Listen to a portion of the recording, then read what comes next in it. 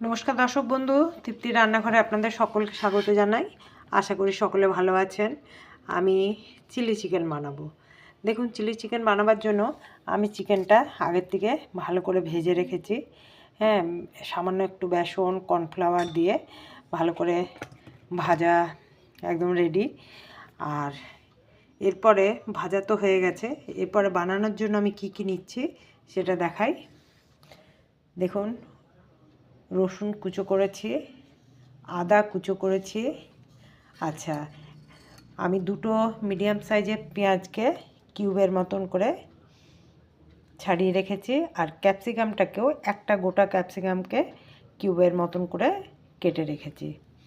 এবারে কড়া বসিয়েছি, কড়াতে একটু তেল দিয়ে দিই। দেখুন, আমি সাদা তেল দিয়ে দিলাম। আমি তেল দিয়েছি 4 চামচের 2 চামচ, যাতে সবজিগুলো সুন্দর করে ভাজা হয়ে যায়। এবারে তেলটা গরম হয়ে এসছে, ধোঁয়া উঠছে। আমি দিয়ে দিচ্ছি সব একসাথে, রসুন, আদা, পেঁয়াজ, ক্যাপসিকাম সব একসাথে দিয়ে দিলাম। এবারে এইটাগুলোকে একটু হালকা করে ভেজে নিচ্ছি। এই পাশে আমি একটা বাটি নিয়েছি, বাটির মধ্যে আগে আমি সব রকমের সসগুলো দিয়ে নিই।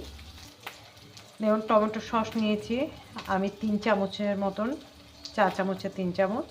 এরপরে নিচ্ছি আমি সোয়া সস। দেখুন, সোয়া সস নিলাম আমি 4 চামচের হাফ চামচ। এবারে একটু জল দিয়ে ভালো করে এটাকে মিশিয়ে নিই। আর এই পাশে আমার ভাজাও হালকাভাবে আমি গ্যাসটা লো করে রেখেছি, ভাজাটাও হালকা হয়ে এসছে।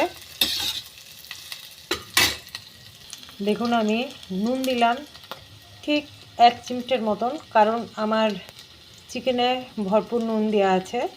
সেই আন্দাজে এই সবজিগুলো সিদ্ধ হওয়ার জন্য নুনটুকু দিলাম। আর হলুদ দিলাম সেই অনুপাতেই। এবার ভালো করে মিশিয়ে নিচ্ছি। দেখুন, ভাজাটা আমার একদমই হয়ে গেছে।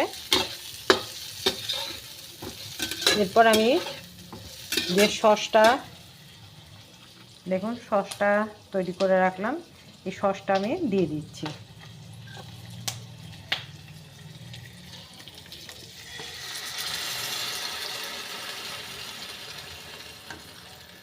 তাও এইটাতে বাটিটাতে একটু জল দিয়ে, একটু দেখুন কতটা চাপ হয়ে আছে, একটু জল দিয়ে নিই।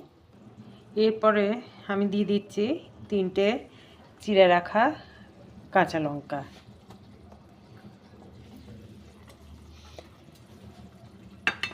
এবারে সব শেষে আমি দিয়ে দিচ্ছি আমি চিকেনগুলো।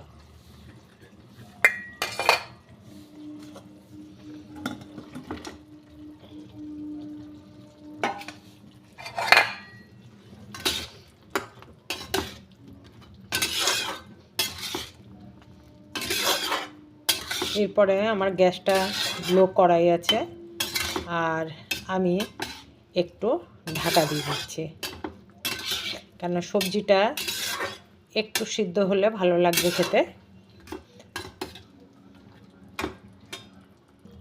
দেখুন, 4 চামচে হাফ চামচের মতন আমি একটু চিনিও দিয়ে দিলাম, কারণ চিলি চিকেন একটু মিষ্টি মিষ্টি না হলে ভালো লাগে না।